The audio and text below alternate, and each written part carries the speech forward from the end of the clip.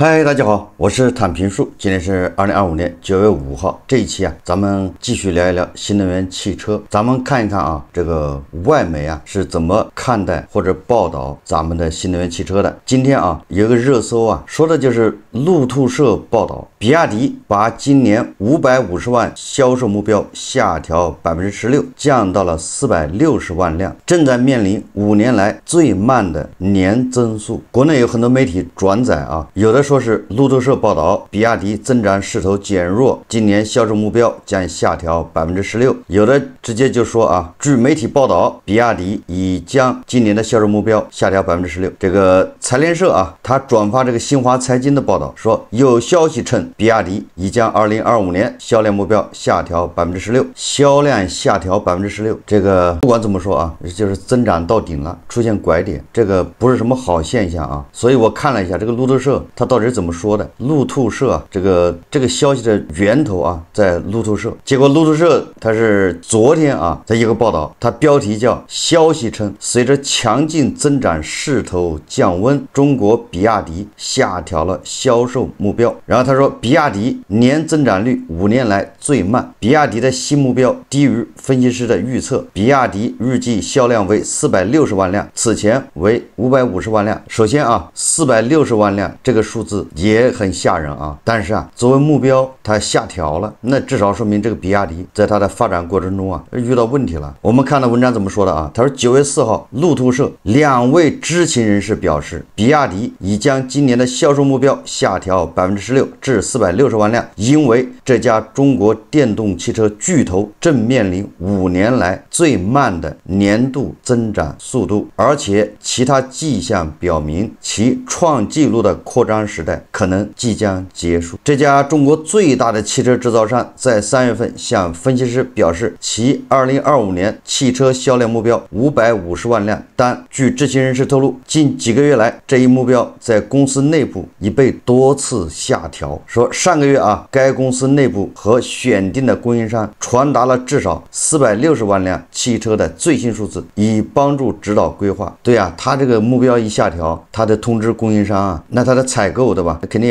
也要下降，供应商也得做准备啊。知情人士补充啊，说该目标仍可能根据市场情况而发生变化，也就是说这个460万辆还不是最终的数字，还有可能要调整。比亚迪香港股票在路透社报道之前下跌了1.4%，下午延续跌势，下跌3.1%。知情人士没有透露此次降价的原因，就是这次下调啊原因啊。不过其中一位知情人士表示，这是因为比亚迪感受到了与吉利汽车等竞争对手日益激烈的竞争，还有这个比如说领跑汽车，实际上这个大家都好理解啊，因为比亚迪作为国内啊这个排第一的新能源汽车车企，那它当然啊会来自方方面面的这种竞争啊，这就是领跑所承担的一些压力。其他的竞争对手啊，只要追随，对吧？你搞出一款这个车型啊，如果大卖，那别人马上就会去模仿跟进，因为新能源汽车毕竟门槛不是很高啊，护城河，对吧？你看小米造出来那个什么苏7还是什么豫7吧，那看上去都是很咋咋呼呼的，很像那么回事啊。上一周比亚迪公布季度利润下降30%，这是3年多来首次出现利润下降。比亚迪没有回应置评请求，说这一最新目标此前未曾公布，低于近期几位分析师下调的预测。德意志银行本周表示，预计比亚迪汽车销量将达到470万辆，晨星则预计为480万辆。总之啊，跟它550万辆那还是有一定的差距的。新目标比去年增长7%，这将是自2020年销售额下降7%以来最慢的年度增长。下调的预期也反映出通货紧缩压力正困扰着这个全球第2大经济体，其国内需求受到房地产市场长期低迷的打击。今年前8个月，比亚迪仅完成其原定550万辆汽车销量目标的52%左右，也就是时间已经过去大半了，对吧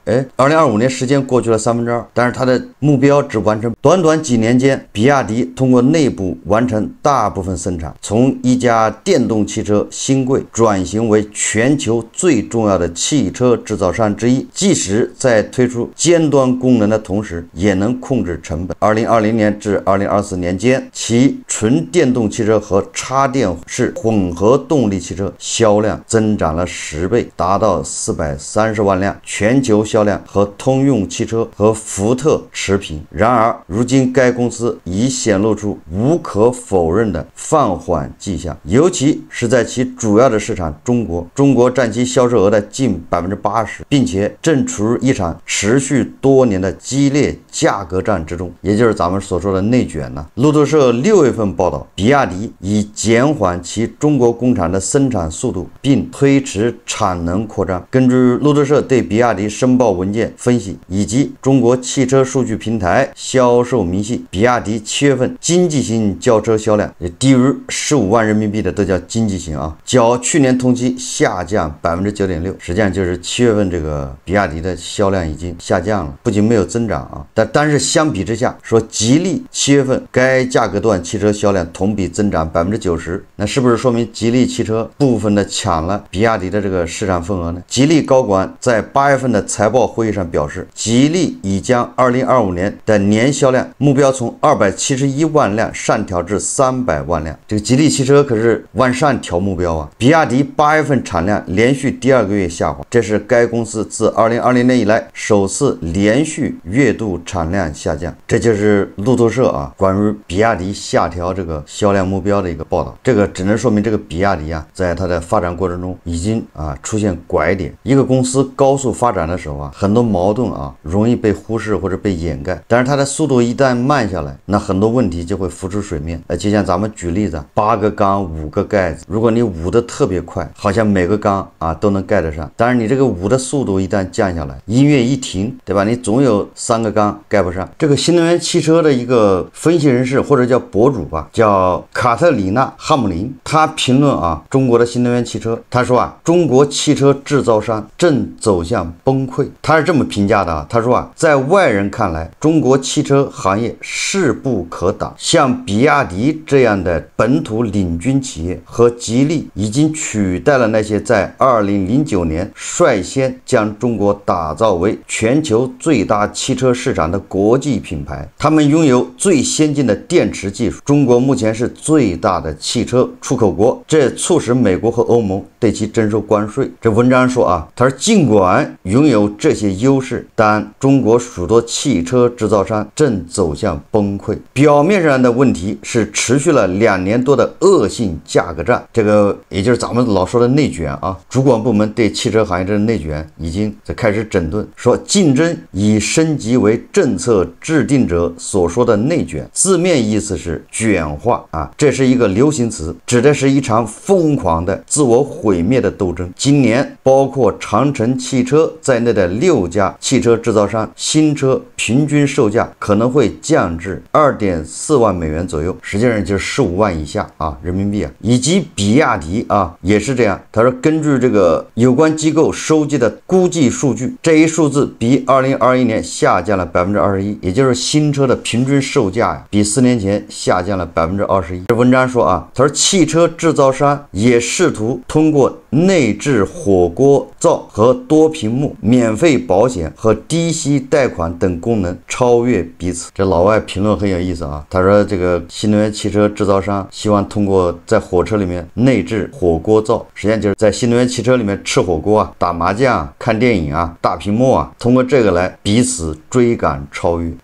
他说这对整个行业造成了沉重打击，尤其是专注于高油耗车型的汽车制造商，也就是对油车这个冲击比较大。他说三菱汽车等一线汽车制造商已经退出中国市场，其他公司则尝试了不同的策略。东风汽车在2025年上半年销量下降14%，并引发盈利预警后，正在将其核心业务私有化，并剥离一个新兴的电动汽车品牌。当规模较小的电动汽车制造商也未能幸免。咨询公司指出去年推出市场的专注于电动汽车的制造商数量首次超过进入市场的数量，共有16家企业退出市场。实际上已经有16家新能源这个厂商啊已经破产了，暴雷退出市场，对吧？什么高和汽车、哪吒汽车，还有什么极越是吧？还有好多啊，还有什么众泰汽车啊，网友啊亲切的称之为保时泰啊。文章说啊，大型企业开始感受到压力，在价格战的大部分时间里，比亚迪的市场份额和利润都实现了增长，但上周却报告季度净利润下降30%。这家全球最大的电动汽车制造商周一公布的月度产量连续第2个月下降，这是自2020年以来首次出现月度产量下降。这家市值1360亿美元的制造商曾试图通过大幅折扣来提振销量，同时加大研发投入，并在海外建设新工厂。长城汽车情况也类似，其上半年净利润下降10%。北京坚称希望结束这种极端竞争，政府主管部门对此表示强烈反对，就是说啊，反对这种无序降价内卷了。说不久之后，在7月，工信部要求汽车制造商推行理性竞争，有关部门也在调整相关规则和指导方针，但这些措施收效甚微。更糟糕的是，这些措施都未能解决汽车行业困境根本原因，也就是产能过剩。咨询公司提供的数据显示，去年乘用车销量达到2760万辆，但产能却达到了5560万辆。这个产能啊，比10年前增长了50%以上。也就是我们自己内部啊，我们销量只有2760万辆，产能是5560万辆，也就是产能利用率只有50%啊，产能大量的过剩啊，工厂数量和其他固定成本超出实际需要的2倍，可能会造成财务危机。对哪个企业来说啊，你要一半的生产线在那儿不动，那这个成本非常高啊，因为你是借钱对吧建设的这些生产线啊，那不浪费了吗？生产线还要折旧啊。更糟糕的是，这还会引发恶性循环。汽车制造商为了持续增加市场份额而提供越来越多的激励措施，而这几乎是徒劳的，最终只会加剧亏损，也就是越卖越亏，越亏越卖。遏制产能过剩的方案看似清晰，不鼓励新建工厂，清理闲置工厂，鼓励行业整合，但政治因素却阻碍了这一进程。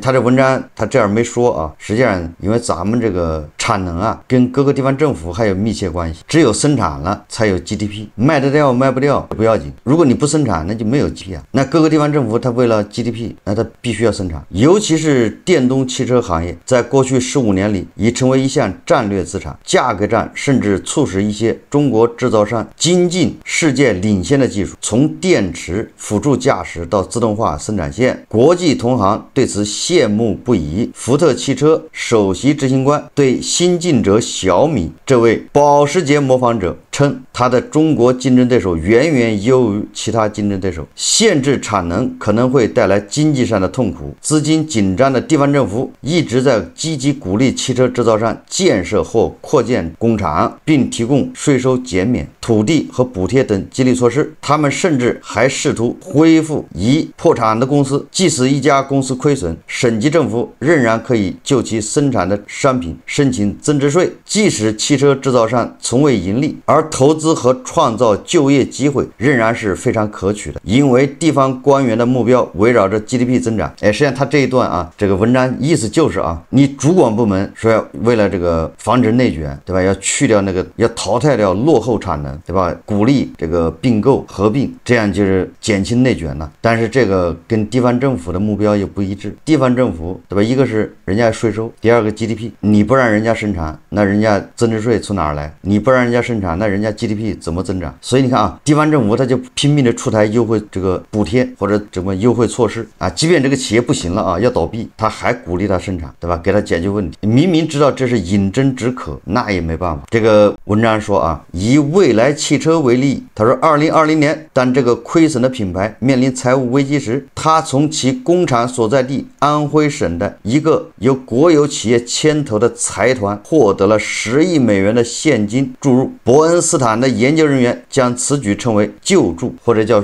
纾困啊。去年未来获准在当地建造第3家工厂，这将使其产能达到100万辆一年。然而去年的销量仅为22万辆，也就是说，那你这个对吧？你的销量只有22万辆，但它的产能啊，马上要达到100万辆了，那还剩下的80万辆，你生产了干啥呢？所以你看啊，这种矛盾呢没办法解决。他说，另一个问题就是就业。据德国商业银行经济学家称，汽车行业雇佣了约500万人。据路透社报道啊，如其他制造业一样，汽车制造商已经开始削减员工班次和工资，并用临时工替代全职员工。如可能发生的情况类似啊，说这只是修修补补。虽然企业不一定会为所有闲置的生产线安排大批工人待命，但整合和关闭仍然可能导致大量的失业。对于像东风这样的老牌汽车制造商来说尤其如此，他们可能不会随着销量的快速萎缩而削减产能，而对于过于雄心勃勃、销量从未飙升的新进入者来说也是如此。文章最后说啊，新能源汽车厂商的崩溃。他说还有一个问题，价格战和产能过剩的双重影响使汽车制造商容易受到销量下滑的影响，这并非小风险。说国内需求脆弱，诚然，中国汽车销量在2025年上半年有所回升，同比增长11.4%，但税收减免和政府的旧车换现金计划可能实现了提前购买。国家统计局7月份消费者信心指数为89，低于疫情前120多的水平。会预计下半年消费者信心将减弱，也就是啊，你上半年政府给了那个补贴呀，导致很多人提前购买了，那下半年呢，反而这个销量会下降。2020年至2024年出口量将增长6倍至600万辆，但出口也面临阻力。海外的地方保护主义以及3大出口商比亚迪、上汽集团、奇瑞实施本地化生产，可能会抑制对中国制造汽车的需求。如果需求进一步减弱，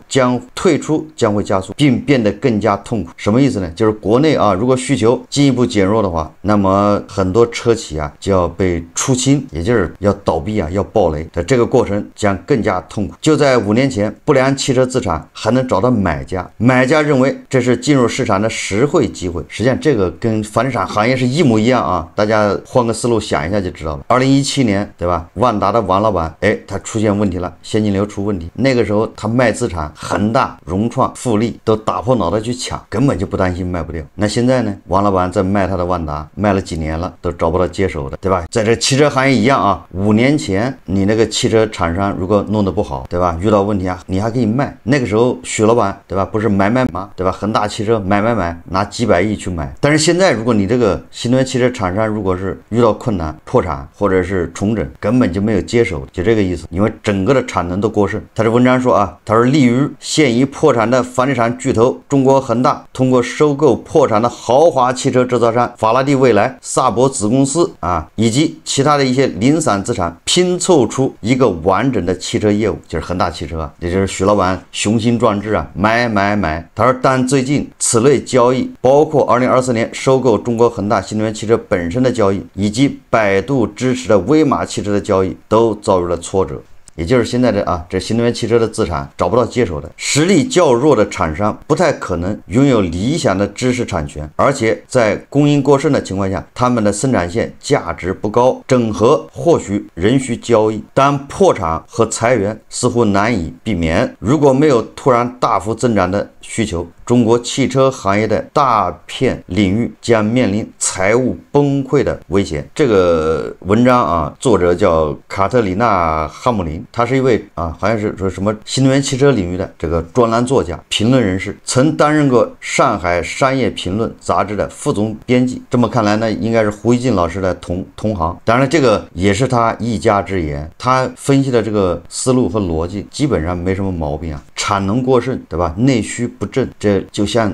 这个打向新能源汽车行业的两记重拳呢。那这么多新能源汽车厂家，谁能扛得住这两拳？扛不住的就倒下了，破产清算，就像房地产企业一样。谁能解决这个问题呢？实际上啊，这个非常让人遗憾，就是没有人能解决这个问题。哎，你看这个问题在哪儿？大家都知道啊，现在不能再上马新能源汽车项目了，不能再扩产能，咱们自己只能消化2700万辆一年啊，这个数不能无限制增长，因为大家收入都在下降。那我们只能消化2700万辆，但是我们的产能是5500万辆，而且还在增加。为什么增加？是因为地方政府人家出于本能，他要 GDP， 他要增值税，他要解决就业，对吧？如果你这企业那个生产线都不动，那肯定就业岗位就少啊。所以即便有主管部门要反内卷，要对这个新能源汽车行业要进行整合，那它必然会遭到地方政府的这种软抵抗，所以基本上是无解。然后那最后怎么办呢？就跟房地产一样遭到市场的这个教育，直到很多这个新能源汽车厂商现金流结窟窿越来越大，地方政府再也无力去救援，然后破产清算。这一刻什么时候到来？也就是类似于房地产里面的恒大暴雷，对吧？这一刻，这个就像那个长城的董事长魏建军说的，对吧？新能源汽车行业里面的恒大已经出现了。哎，你小的汽车厂商倒闭，这个很正常啊。汽车行业里面的恒大，实际上说明这一家它影响力非常大。那恒大在它暴雷之前，它在房地产行业里面它是排第一所以恒大暴雷对房地产来说才是个标志性事件。实际上恒大暴雷之前，很多小的房企早就暴雷了，对吧？什么华夏幸福那比恒大暴雷早多了，体量也不小对吧？但是恒大暴雷才是个标志性事。所以说这个新能源汽车行业里面的标志性事件，重量级的厂商暴雷这一刻我想也快了，大家拭目以待。好，这期节目咱们就聊到这里，感谢大家收看。如果喜欢我的节目，欢迎订阅转发，也可以在下方留言评论，谢谢大家。